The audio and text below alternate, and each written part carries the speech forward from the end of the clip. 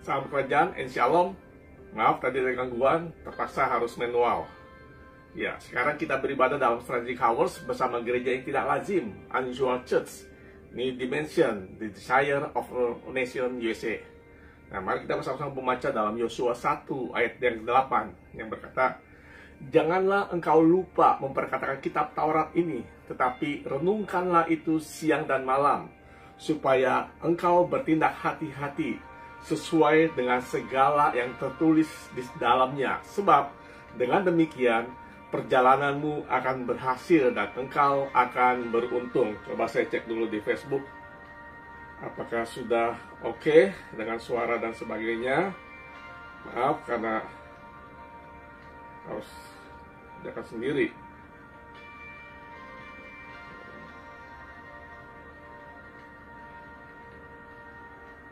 Saya cek. Ya, sendiri.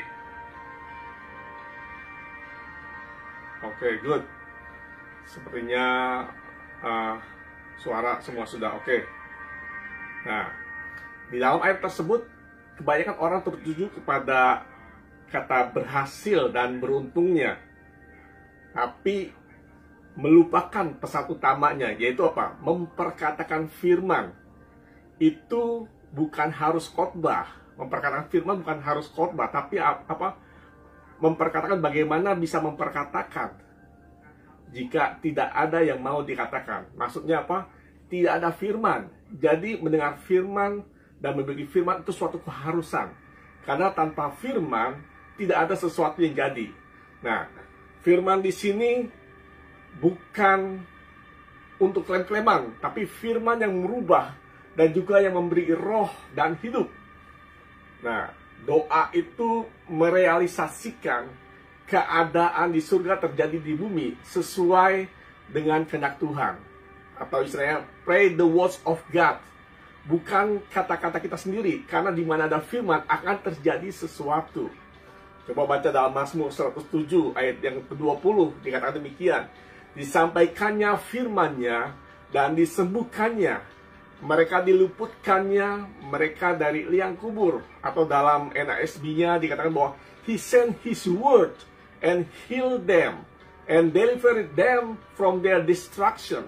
Sekali lagi, kesuksesan hanya ada di dalam firman-Nya. Oleh sebab itu, kesuksesan bukan pencapaian. Akan berhasil jika melakukan ini dan itu. Dan sukses ini bukan bicara soal punya materi segalanya. Tidak salah punya segalanya, tapi sukses tanpa firman, maka kesuksesan itu adalah kesuksesan yang gagal. Katakan kesuksesan yang gagal. Contohnya Yudas, sukses menjual Yesus, tapi gagal. Para ahli Taurat, bahkan iblis sekalipun sukses menyalibkan Yesus, tapi mereka sebenarnya gagal. Nah, sukses di bumi, sukses di surga, karena surga dan bumi satu atau tandem, berdampingan. Kita tidak capek lagi untuk mencapai sesuatu yang tidak kunjung selesai. Padahal ada pencapaian yang pasti bukan membuat kita tersyok-syok, tapi justru pada saat menjalaninya, kita akan mengalami yang namanya rest. Katakan rest. Hingga mencapai tujuan yang utama, yaitu Christ formed in us. Banyak orang ingin sukses, tapi pakai caranya sendiri. Tidak mau masuk kereta, kata Mam. Atau kapal, ship. Kita tahu kalau kita masuk ke ship atau kapal pesiar, itu kita harus membayar sesuatu. Tapi pada saat kita membayar sesuatu, seperti halnya Kristus, Kristus telah membayar harga, itu mengosongkan dirinya. Nah, kita harus mau membayar harga, harus mau dibentuk. Kata Yesus juga berkata bahwa ikutlah aku dan engkau akan kujadikan. Engkau akan kujadikan artinya mau memberi diri dibentuk, mempunyai hati yang lembut, mati yang hancur sehingga mudah dibentuk. Nah, saya katakan pada saat kita naik ship, jangan punya caranya sendiri. Yang penting saya sampai di tujuan. Akhirnya saya menggelendong atau ikut di samping skoci. Saudara, saya mau katakan, kalau engkau tidak mau masuk di dalamnya, maka engkau akan tersyok-syok, akan kena hempasan air, akan terjadi hempasan angin dan sebagainya. Tapi kalau engkau di dalam, engkau bisa tidur seperti halnya Yesus, bisa rest walaupun di angin angin badai sekalipun dia bisa rest. Karena apa? Karena dia tahu bahwa dia ada di dalam kehendak Bapa. Dia ada di dalam mandatnya Tuhan yang harus dikerjakan. Sebab itu saya katakan iman ini bukan untuk mengklaim, tapi apa? Untuk menggerakkan apa yang di surga terjadi di bumi. Karena alam rohani itu sama seril atau realnya dengan alam jasmani. Kita perlu damai sejahtera, sukacita, seperti halnya kita butuh hal materi yang lainnya, betul? Nah, jika kita berkata bahwa hal-hal materi lebih utama dari hal rohani, saya mau katakan tinggal tunggu saja. Bukannya saya menyumpahi atau ngerasani, tapi saya mau kasih tahu dan ingatkan bahwa kita tidak bisa bertumbuh tanpa mengikuti pola atau pattern. Katakan, tidak bisa bertumbuh tanpa mengikuti pola atau pattern. Nah, kita tidak bisa bertumbuh dewasa semaunya kita. Untuk membentuk tubuh kita. Nah, Bapak rohani saya suka kecil tiap hari. Nah, badannya sehat, bukannya badannya besar, tapi badannya sehat. Itu memerlukan seorang personal training, PT, yang memberikan instruksi. Demikian juga kita kerohanian, kita harus terkonek, yang tersambung dengan namanya covenant. Nah, covenant di sini ikat janji, bukan cuma sembarang ikatan. Yang diikat dengan hak dan kewajiban itu namanya kontrak, bukan covenant. Sebab itu covenant dibangun dengan satu dasar yang paling mendasar adalah standar clean, clear, and pure. Dalam Mazmur 51 ayat 10 TPT versionnya dikatakan bahwa keep creating in me a clean heart, fill me with pure thought and holy desires, ready to please you. Nah, dalam hal ini motif moral, money and marriage, kita harus clean and clear serta pure. Jika kita belum kenal, terjadi lagi gangguan walaupun dalam keadaan yang manual istilahnya. Saya teruskan, jika belum kenal, betul pasti sulit. Apalagi dengan situasi sekarang ini, kita tidak mengerti siapa kawan, siapa lawan. No one can trust, betul? Coba saya cek lagi dengan ininya.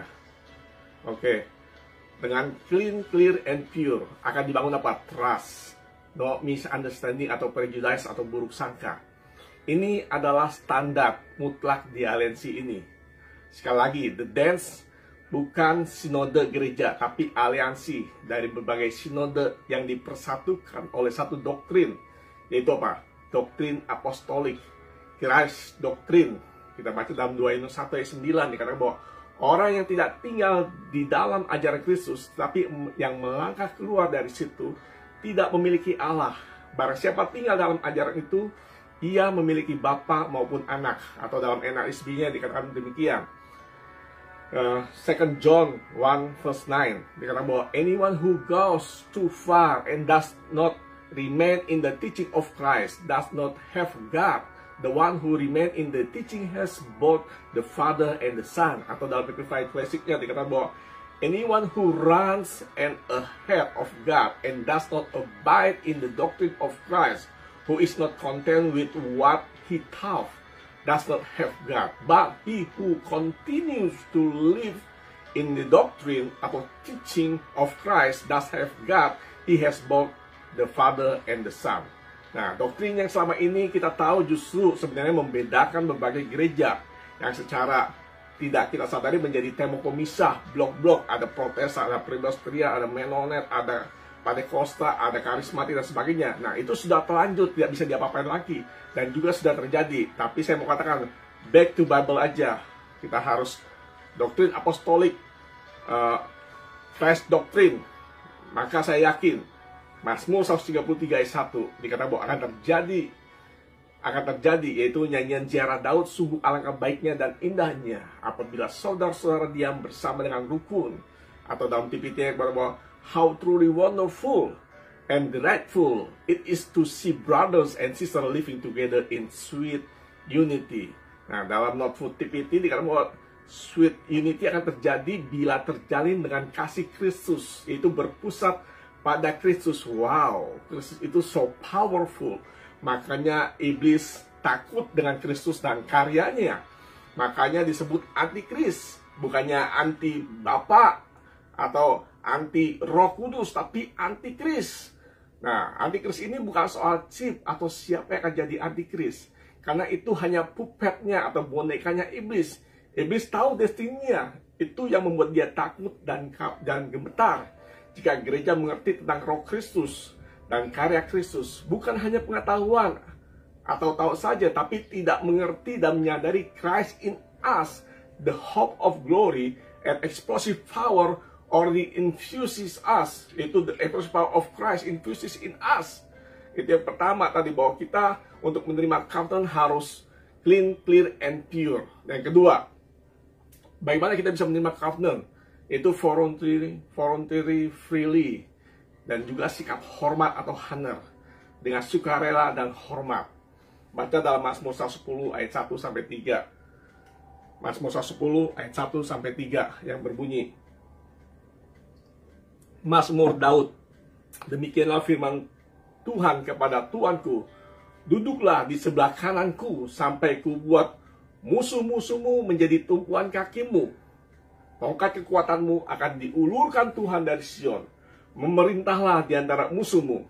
Pada hari tentaramu, bangsamu melarikan diri untuk maju dengan berhiaskan kekudusan dari kandungan fajar. Tampil bagimu keramajaanmu seperti embun. Wah, berarti kita ada di dalam kandungan fajar. Nah, tampil keramajaanmu seperti embun.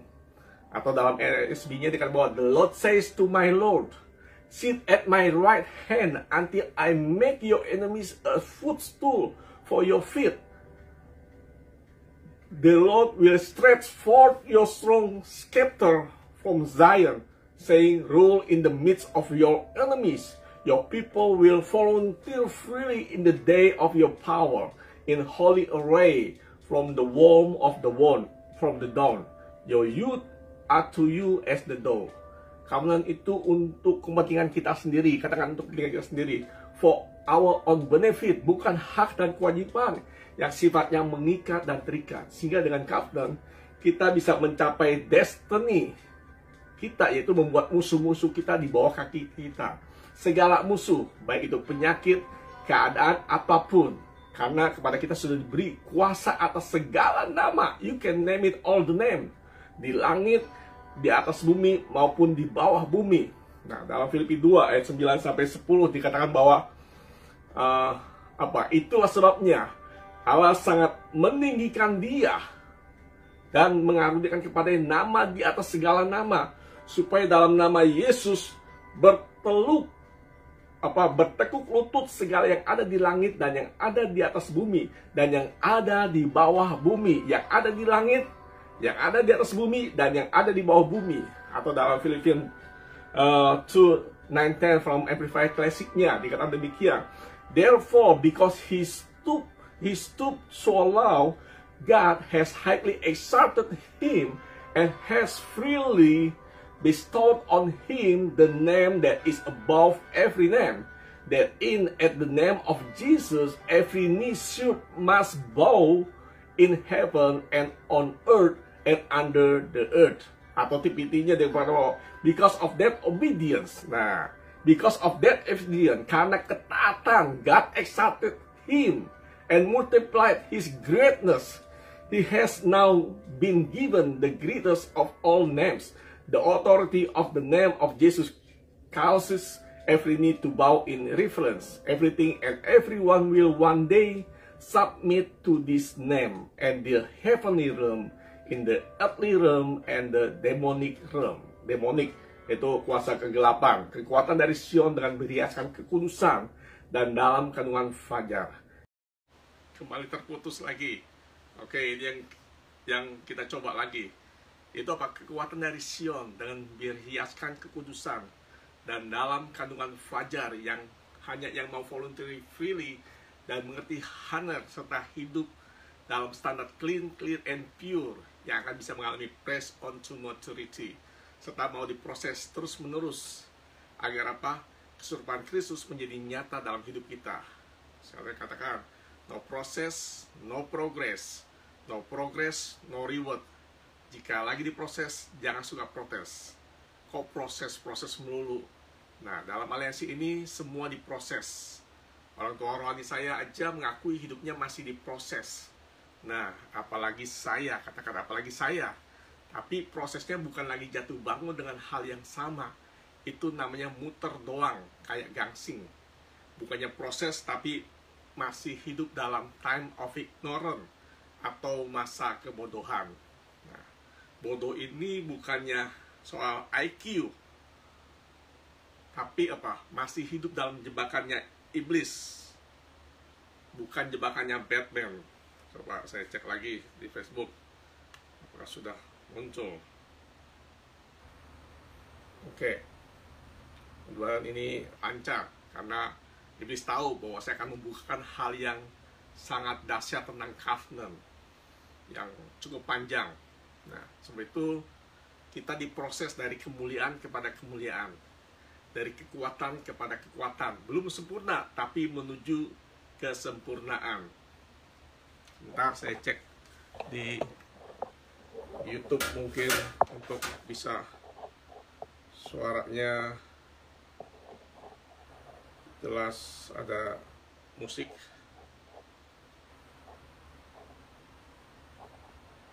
Karena dikerjakan sendiri, jadi harus memegang beberapa alat.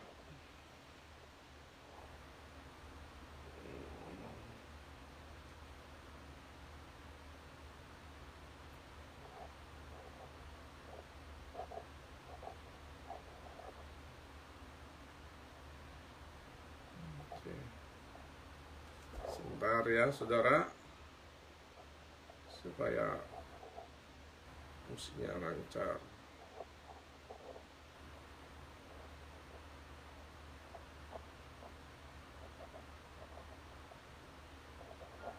Oke, good. Hopefully will work better than before. Nah, agar kita bisa press on to maturity, harus ada yang namanya pola atau pattern melalui namanya covenant. Itu apa? Covenant apa? Covenant dengan Tuhan, atau covenant with God, ikat janji dengan Tuhan. Bukan hanya percaya Tuhan, tapi sebenarnya tidak percaya. Seperti ayah yang anaknya kerasukan roh jahat dalam Markus 9 ayat 22 dan 24, yang berkata bahwa dan seringkali roh itu menyeretnya ke dalam api ataupun ke dalam air untuk membinasakannya. Sebab itu jika engkau dapat berbuat sesuatu, tolonglah kami dan kasihanilah kami. Jawab Yesus, katamu, jika engkau dapat, tidak ada yang mustahil bagi orang yang percaya. Segera ayah anak itu berteriak, aku percaya, tolonglah aku yang tidak percaya ini. Nah, dia percaya tapi dia tidak percaya. Kita seringkali kita percaya bahwa Tuhan sanggup menolong kita, tapi pada saat keadaan kita alami, kita tidak percaya, timbul khawatir, timbul tidak percaya. Percaya tapi masih hidup khawatir, itu namanya tidak percaya. Karena bila kita menyadari punya covenant dengan Tuhan, maka surga dan bumi tandem, berdampingan. Kerajaan Allah terjadi di bumi seperti di surga. Bukan menunggu jika sudah meninggal baru mengalami kerajaan surga. No, saya katakan no. Tapi dikatakan dalam Roma 14 ayat 17 dikatakan demikian. Sebab kerajaan Allah bukanlah soal makanan dan minum, tetapi soal kebenaran, damai sejahtera, dan sukacita oleh Roh Kudus. Jadi kita mengalami kerajaan surga di bumi ini, tidak tunggu sampai kita mati. Itu apa? Ada kebenaran, hidup benar, damai sejahtera, dan sukacita oleh Roh Kudus. Bukan oleh karena pengaruh yang di luar, karena segala sesuatu yang abadi itu terjadi di dalam, inside us, roh kita. Nah, covenant dengan Tuhan itu artinya apa? Tidak meragukan Tuhan, sehingga depend on Him in all aspect, segala aspek kehidupan. Kita sudah terbiasa bertanya, mengapa Tuhan ini terjadi dalam hidupku? Nah, di M kemarin, walaupun tidak hadir, dapat bocoran. Justru kita seharusnya bertanya, what's wrong with me? Apa yang menjadi masalahku? Sehingga terjadi seperti hal ini, bukannya Tuhan. Karena masalahnya bukan di Tuhan, tapi di kitanya. Kita yang sering tidak setia dan mengingkari covenant kita. Percaya kita kepada Tuhan masih dipengaruhi oleh emosi dan keadaan kita. Ini masalahnya. Karena manusia sifatnya aneh. Katakan aneh. Senang bisa lupa, nyaman bisa terlena, sulit menggerutu. Nah, saya berkata demikian karena itu terjadi pada saya juga dulu. Makanya terus mau diproses melalui firman dan roh. Jangan lagi dengan pola lama on off, terus berlari kencang. Nah, saudara sesi saya pernah berkata, jika kita berjalan, apalagi jalan santai, pasti lihat kiri kanan. Banyak godaan yang mempengaruhi keputusan kita. Seperti halnya kemarin, kami pergi ke Whole Grocery Store. Tujuannya jelas, mau beli daging untuk rendang. Tapi karena nyantai, bukannya beli daging saja, tapi beli yang lainnya, yang bahkan nilainya beberapa kali lipat dari harga daging itu sendiri. Demikian juga hidup kita, kalau nyantai ikut Tuhan, pasti a lot of cost, banyak babak belurnya, banyak segala sesuatu yang terjadi dalam kehidupan kita, sehingga kita tersiok-siok berhenti nyantai, tapi berlari kencang dan mengarahkan diri kepada tujuan, seperti Rasul Paulus. Sebab kalau orang yang berlari, apalagi tahu tujuannya, dia tidak melihat kiri kanan, dia tidak mau dengar apa kata opini publik, dia terus berlari kepada tujuan. Seperti Filipi 3 ayat 13 yang berkata bahwa saudara-saudara, aku sendiri tidak menganggap bahwa aku telah menangkapnya, tetapi ini yang kulakukan, aku melupakan apa yang telah di belakangku dan mengarahkan diri kepada apa yang di hadapanku. Apa saya cek lagi, just check up di Facebook. Oke, looks like semuanya good. Nah, masa lalu, baik kejayaan atau kehancuran, kita harus ditinggalkan. Tinggalkan bagasi yang tidak perlu. Tinggalkan bagasi yang tidak berguna, seperti sakit hati, bayang-bayang masa lalu yang tidak penting dan berguna untuk masa depan kita. Yang pertama tadi apa? Covenant dengan Tuhan. Nah, yang kedua, covenant dengan kebenarannya. Itu covenant with His truth. Karena tanpa kebenaran, maka kita tidak bisa bertumbuh. Karena tanpa kebenaran, kita masih menjadi hamba dosa, bukan pelayan kebenaran. Tanpa kebenaran, hidup kita masih digelonoti berbeban berat. Kebenaran sejati hanya ada dalam Kristus, Firman yang menjadi manusia. Filipi 1 ayat 21-24, Amplified Version Classic dikatakan bahwa for me to live in Christ, His life in me, and to die is gain, the gain of the glory of eternity. If, however, it is to be life in the flesh, and I am to live on here, that means fruitful service for me, so I can say nothing as to my personal preference. Jadi bukan personal lagi yang kita butuhkan, I cannot choose, sehingga kita tidak bisa memilih, but I am hard pressed between the two. My yearning desire is to depart, to be free of this world, to set forth and be with Christ, for that is far, far better. But to remain in my body is more needful and essential for your sake. Nah, saya katakan firman di sini bukan hanya ayat, tapi firman yang disingkapkan. Baca dalam Mazmur 119 ayat 130. Mazmur 119 ayat 130. Bila tersingkap, firman-firman-Mu memberi terang, memberi pengertian kepada orang-orang bodoh. Kita percaya dengan firman yang disingkapkan atau di-reveal, sehingga kita bisa berkata yes and amin, menerima penyingkapan firman yang akan memudahkan untuk percaya serta set us free. Kalau engkau belum mengerti, belum tahu tentang understanding, tentang punya pengertian, just yes and amin, maka pada satu saat akan terjadi peningkatan understanding kita. Di dalam Malaysia ini banyak hal-hal yang pertama kali ketika saya terkonek, banyak hal-hal yang saya tidak mengerti, tapi saya katakan yes and amin. Yes and amin, punya rasa lapar dan haus menerima firman Tuhan dari orangnya Tuhan, dari statement, dari kebenaran. Maka lambat laun, sesuai dengan kedewasaan kita, sesuai dengan pertumbuhan rohani kita, maka kita pelan-pelan dibukakan, pelan-pelan disikapkan. Kalau firman itu belum disikapkan, berarti firman itu belum menjadi bagian kita. So itu terus rasa lapar dan haus seperti tadi Yosua 1:8, biar kita merenungkan firman Tuhan siang dan malam, memperkatakan siang dan malam, memperkatakan. Wow, saya pernah berbincang-bincang, wah berarti kita tidak bekerja. Saya bilang salah kalau engkau berkata bahwa kita tidak bekerja, karena kita bertemu firman Tuhan, kita tidak bekerja. Karena pekerjaan adalah bagian daripada hidup kita, adalah tanggung jawab kita di bumi ini. Kita tetap bekerja, tapi jangan lupa bahwa harus punya awareness bahwa Tuhan ada bersama kita, bahwa Tuhan turut bekerja bersama dengan kita. Bukan artinya Tuhan yang disuruh kerja, tapi kita harus bekerja karena apa? Karena kasih karunia, karena anugerah, bukannya toil, mulai di bawah kutuk, tetapi karena kasih karunia. Itulah yang membedakan antara orang yang bekerja di bawah kasih karunia dan di bawah kutuk. Karena di bawah kutuk dia toil, yang akhirnya apa? Toilet. Tapi kalau dia kasih karunia, itu namanya hard work.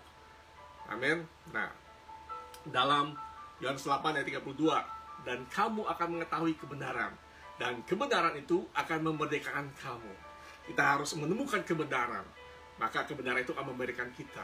Kalau tanpa kebenaran, kita tidak akan bisa set free, tidak akan bisa hidup rest. Saya mau katakan, kita bisa hidup rest kalau kita menemukan kebenaran. Itu apa? Melalui rumahnya. Nanti saya sambung, saya akan bukakan yang ketiga ya. Terus, sebab itu jangan meragukan firman, yaitu meragukan kebenaran. Melakukan kebenaran berarti meragukan Kristus. Nah, pada saat kita meragukan Kristus, berarti kita meragukan Roh Kristus. Nah, jika meragukan Roh Kristus, berarti bukan milik Kristus. Nah, kalau bukan milik Kristus, berarti milik siapa? Milik lawannya Kristus, yaitu apa? Antikris, betul? Itu aja kok repot gitu loh. Dalam Roma 8 ayat 9 dikatakan bahwa tetapi kamu tidak hidup dalam daging, melainkan dalam roh. Jika memang roh Allah diam di dalam kamu. Tetapi jika orang tidak memiliki Roh Kristus, ia bukan milik Kristus. Pada saat kita percaya pada Yesus, maka kita memiliki DNA yang baru, yaitu DNA-nya Kristus. Sebab itu kita bisa serupa dengan Kristus. Tuhan, saya katakan, tidak tertarik dengan apa yang kita lakukan, tapi Tuhan tertarik karena ada Roh Kristus dalam kita. Bukan berarti saya agamawis atau saya pilih kasih. Bukan Tuhan, ini bukan aturan saya. Tapi Tuhan berkata bahwa kalau tidak memiliki Roh Kristus, ia bukan milik Kristus. Sebab itu kita harus hidup dalam covenant kebenaran. Artinya apa? Harus mau berpindah dari hidup yang tidak benar, apapun bentuk dan jenisnya, kepada hidup dalam terangnya. Sebab di luar kebenaran adalah kegelapan, adalah lie, adalah bohong atau dusta. Saya bersyukur sejak terkonek dengan aliansi ini, maka saya menemukan yang namanya saya sebut tadi rumah. Katakan rumah. Yaitu yang ketiga. Yang pertama, covenant dengan Tuhan. Kedua, covenant dengan kebenarannya. Yang ketiga, covenant dengan rumahnya. Covenant with his house. Rumah di sini bukannya gedung gereja, atau sinode, atau organisasi tertentu. Tapi rumahnya sebagai gunung tinggi di Sion yang menjulang tinggi. Kita baca dalam Yesaya 2 ayat 2-3 yang berbunyi demikian. Akan terjadi pada hari-hari yang terakhir. Ini adalah hari-hari yang terakhir. Itu apa? Gunung tempat rumah Tuhan akan berdiri tegak di hulu gunung-gunung dan menjulang tinggi di atas bukit-bukit. Segala bangsa akan berduyun-duyun ke sana. Banyak orang mencari kebenaran tapi tidak menemukannya. Dan dikatakan bahwa dalam ayat 3-nya, dan banyak suku bangsa akan pergi serta berkata, mari kita naik ke gunung Tuhan, ke rumah Allah Yakub, supaya ia mengajar tentang jalan-jalannya. Sebab di rumah Tuhan, di rumahnya, di Sion, hanya ada di Sion tentang jalan-jalannya, dan supaya kita berjalan menempuhnya. Dikatakan sebab dari Sion, akan keluar pengajaran dan firman Tuhan dari Yerusalem.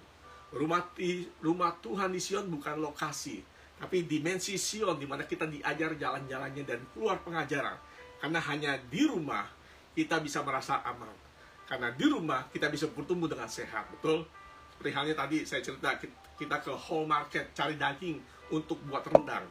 Karena permintaan anak laki saya yang berulang tahun, menawarkan mau beli rendang di restoran yang menjualnya atau bagaimana. Dia memilih rendang buatan mamanya. Karena apa? Karena lebih pas rasanya dan healthy. Tahu apa kandungannya, betul? Masakan mama di rumah lebih enak dibanding masakan di luar. Saya yakin dan percaya itu. Dan tidak perlu bertanya dan curiga apakah makanan yang betul sehat, apakah ini bersih dan sebagainya. Karena kalau di rumah tinggal makan, betul? Dulu saya masih tinggi dibanding anak saya yang laki-laki, tapi sekarang tingginya melebihi saya. Dia bertumbuh secara jasmani karena mendapat makanan. Nah, jika mau dewasa, temukan rumah Tuhan yang mendewasakan. Dan ini Tuhan yang mengizinkan dan mempertemukan dengan gembala yang memberi makan dengan knowledge and understanding. Yeremia 3 ayat 14-15. Yeremia 3 ayat 14-15. Dapat dikatakan, kembalilah hai anak-anak yang murtad, Nah, anak-anak yang murtad ini bukannya dari tidak Kristen menjadi Kristen, atau dari Kristen berbalik lagi menjadi agama yang lain. Bukan. Tapi yang murtad ini yang meninggalkan kebenaran. Yang meninggalkan, menjauhi kebenaran. Itu yang disebut murtad. Nah, demikianlah firman Tuhan. Karena aku telah menjadi Tuhan atas kamu, aku akan mengambil kamu seorang dari setiap kota. Itulah saya. Diambil Tuhan dari setiap kota, dan 2 orang dari setiap keluarga. Saya bersama istri, bersama partner di sini dipilih Tuhan, diizinkan Tuhan, dipertemukan dengan channel anugerah. Ini yang nanti akan terjadi keempat, ketika saya berada di rumahnya Tuhan. Dan dikatakan bahwa akan membawa kamu ke Sion. Aku akan mengangkat bagimu gembala-gembala yang sesuai dengan hatiku. Jadi gembala-gembala yang sesuai dengan hatinya Tuhan, yaitu apa? Yang menggembalakan kamu dengan pengetahuan dan pengertian. Atau dalam bahasa Inggrisnya dikatakan bahwa NASB-nya return your faithless sons, yaitu anak-anak yang tidak mempunyai kepercayaan, atau tidak lemah percayanya, atau kurang percaya. Declare the Lord, for I am a master to you, and I will take you, 1 from a city and 2 from a family, and bring you to Zion. Then I will give you shepherd after my own heart, who will feed you. Yang memberi kita. Jadi gembala itu tugasnya apa? Memberi makan kita sebagai anak-anaknya, atau orang tua rohani tugasnya memberi makan. Dengan apa? Dengan knowledge dan understanding. Gembala sebagai bapak rohani, bukannya om atau gembala orang lain. Nah, gembala itu yang tugasnya memberi makan. Nah, itu sebabnya di aliansi ini ada namanya fathership atau sonship, yaitu hubungan bapak dan anak. Nah, yang kelima, covenant dengan apa? Tadi pertama, covenant dengan Tuhan. Kedua, covenant dengan kebenarannya. Ketiga, covenant apa? Dengan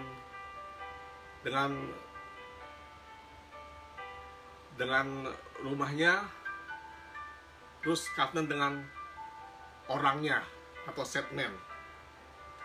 Orang tua rohani, setman, yaitu orang-orang yang telah membayar harga, yang menangkap hati Tuhan melalui kehidupannya yang berkenan, supaya generasi ke generasi mengalami surga di bumi dan bisa berinteraksi dengan surga tanpa penghalang.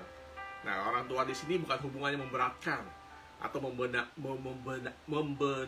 membebani, atau hubungan yang saling memanfaatkan. Memberi makan di rumah, bukan di jalanan atau asal comot. Bapak rohani menjadi gift, menjadi channel anugerah bagi anak-anaknya. Demikian juga sebaliknya. Saya sebagai anak menjadi anugerah, menjadi gift. Sehingga dari gift diubah menjadi apa? Menjadi arrow. Dari arrow diubah menjadi negosiator. Baca dalam Psalm 127 ayat 3. Behold, children are a gift of the Lord. The fruit of the womb is a reward. Nah, saya katakan yang ditiru dari Paulus bukan cara khotbah atau cara bicaranya oleh Timotius, tapi cara hidupnya.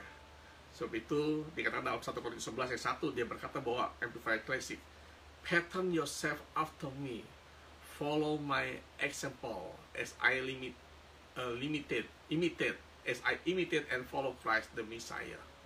Atau TPT-nya dikatakan dalam 1 Korintus 11:1, I want you to pattern your life after me, just as I pattern mine after Christ.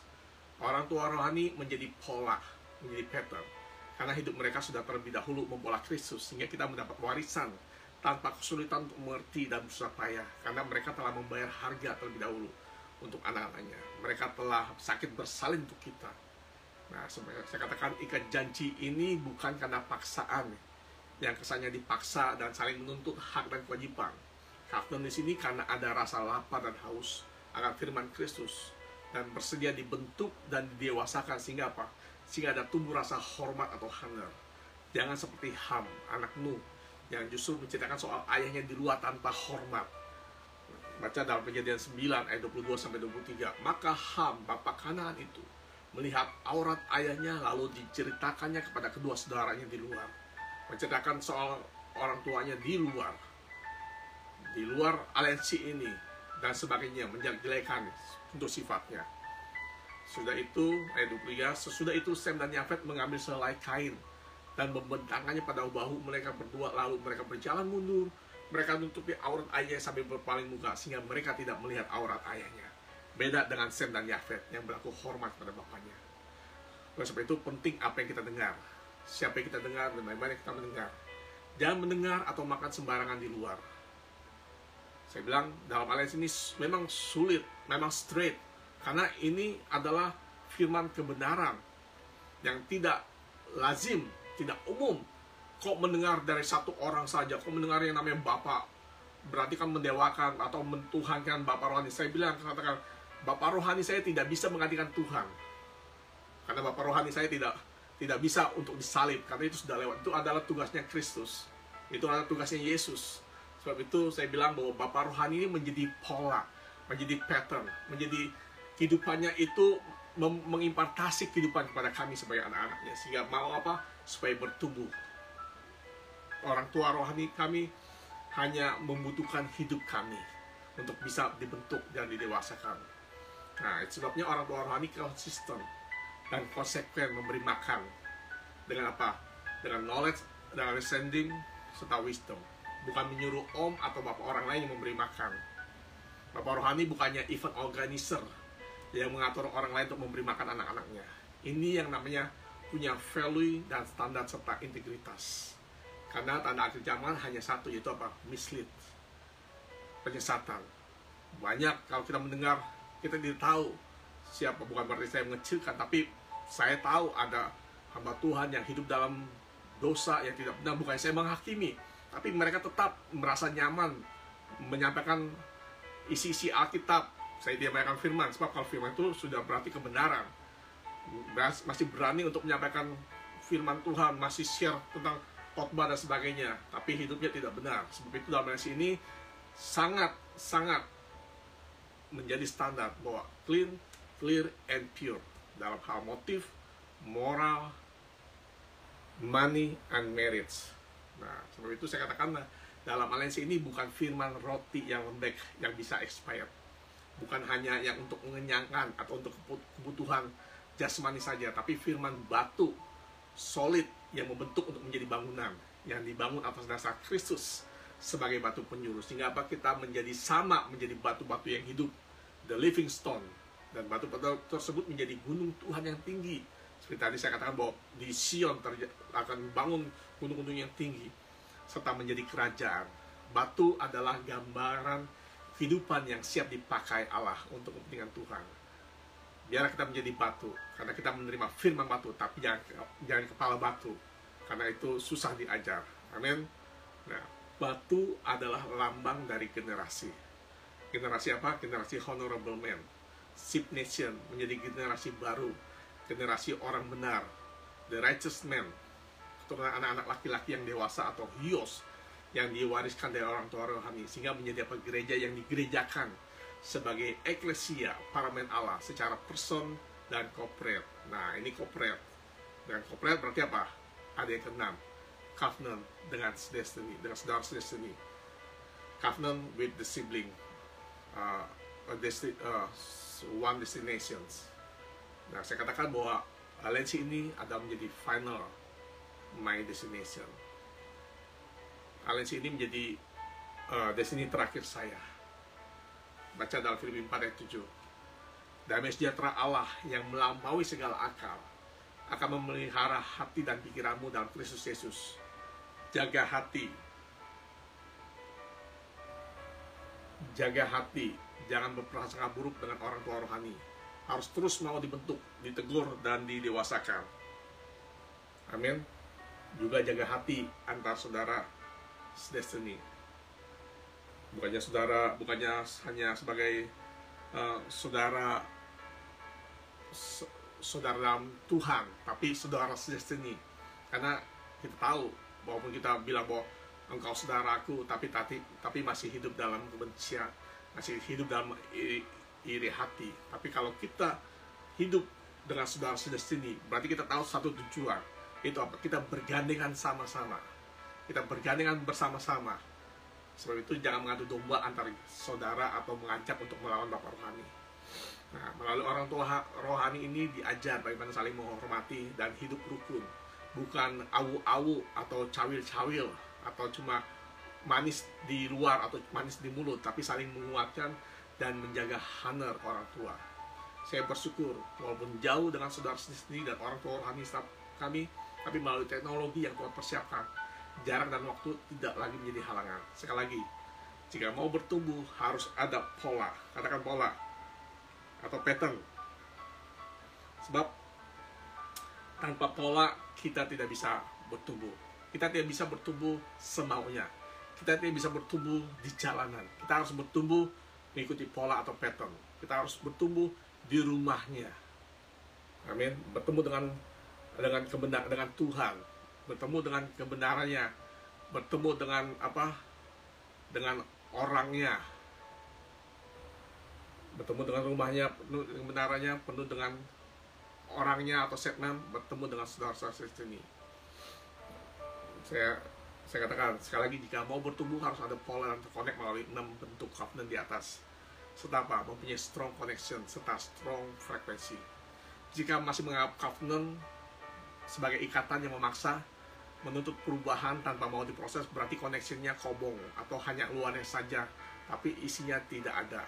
Seperti halnya listrik, cuma bungkusnya saja, tapi tembaga atau isi tidak ada, maka tidak akan mengalirkan, tidak akan mendapatkan impartasi daripada orang tua rohani di dalam covenant itu. Sebab itu covenant di sini harus full understanding yang benar. Bukan karena memberi atau perpuluhan atau persembahan otomatis terkonek. Bahkan kami diajar di aliansi ini tidak menerima pemberian bila tidak mau dibentuk dan diajar, serta didewasakan, serta tidak mau mendengar dan menghormati firman, agar firman Tuhan tidak murahan, bisa dibeli.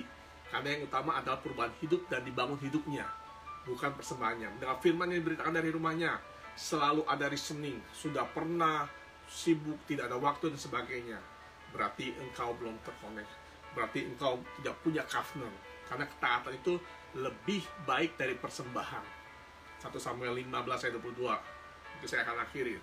Tetapi jawab Samuel, apakah Tuhan itu berkenan kepada korban bakaran dan korban sembelihan sama seperti kepada mendengarkan suara Tuhan? Sesungguhnya mendengarkan lebih baik daripada korban sembelihan, memperhatikan lebih baik daripada lemak domba-domba jantan. Tanpa firman tidak akan ada perubahan hidup. Karena nature-nya firman adalah created, menciptakan segala sesuatu. Nah, saya bilang, melayani bukan hanya berdiri di podium atau berkhotbah atau menjadi singer atau menjadi WL atau bermain musik dan sebagainya. Tapi mendengar firman itu juga melayani. Sama sepertinya Maria, dia melayani ketika dia mendengar Yesus. Jangan sibuk dengan apa yang kau lakukan. Jangan sibuk dengan apa yang namanya pencapaian, karena Tuhan tidak tertarik dengan pencapaian, tidak tertarik dengan apa yang kau lakukan kalau engkau tidak menyukai firman. Sebab itu saya mengatakan segala sesuatu terjadi karena ada firman. Alam jasmani terjadi karena sudah terjadi dahulu di alam rohani. Sekarang waktunya berlari kencang. Bapak rohani saya tadi mengingatkan bahwa kita harus cross over, menyeberang dan mempunyai strong connection, strong frekuensi.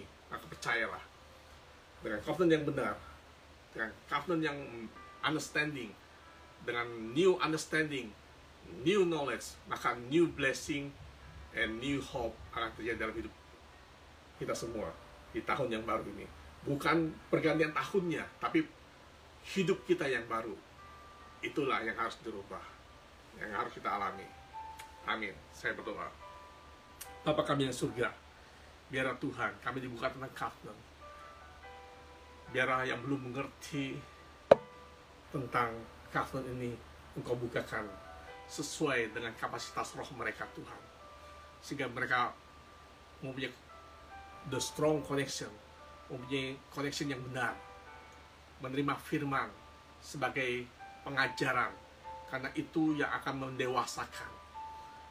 Mendengar firman sebagai suatu rasa lapar dan haus, mempunyai voluntary freely, mempunyai rasa sukarela untuk mau dibentuk, sehingga kami dibangun, kami diambil dari batu-batu yang tercecer di jalanan, dikumpulkan oleh orang tua rohani untuk dibawa ke rumah Tuhan di Sion, di Yerusalem, di dimensi Sion, sehingga kami dibentuk menjadi bangunan yang dengan dasar Kristus sebagai batu penjuru, sehingga kami menjadi seperti Kristus menjadi the living of stone, menjadi batu-batu kehidupan. bukan menjadi batu sandungan. Biar Bapa kuatkan bagi siapa yang percaya menerima kebenaran ini. Engkau tidak mengerti, katakan yes dan amin. Ucapkan firman, perkatakan firman, maka segala sesuatu terjadi. Engkau yang sakit, Tuhan sembuhkan, Tuhan jamah. Engkau yang hidup dalam kekurangan, Tuhan akan buka jalan. Karena di hari-hari terakhir bukannya akan semakin baik, tapi saya mau katakan, kalau engkau mengerti firman, maka engkau akan tetap setia pada Tuhan. Engkau tidak akan mengalami khawatir apapun yang terjadi. Dunia kita berada di dalam bahtera, bukannya yang di luar bahtera. Nuh tetap bekerja. Dia tetap melakukan apa mandat daripada Tuhan. Walaupun mungkin di sekitarnya mengolok-olok, mencemooh, tapi terus berlari kencang, terus crossover, menyeberang. Di tahun ini kita menyeberang dari hidup kegelapan kepada hidup yang terang. Dari hidup penuh lai, dusta, kebohongan, kita menyeberang ke dalam kebenaran. Dari hidup tidak clear sama pure, kita menyeberang dalam hidup clear and pure di dalam segala aspek kehidupan. Maka percaya, Tuhan akan berkenan ke dalam hidup kita, dan akan terjadi perubahan demi perubahan dalam hidup kita. Perubahan yang di dalam dahulu yang lebih utama daripada, maka akan terjadi perubahan yang di luar kita. Biarlah Tuhan memberkati. Selamat hari Minggu. God bless you all. Amin. Amin.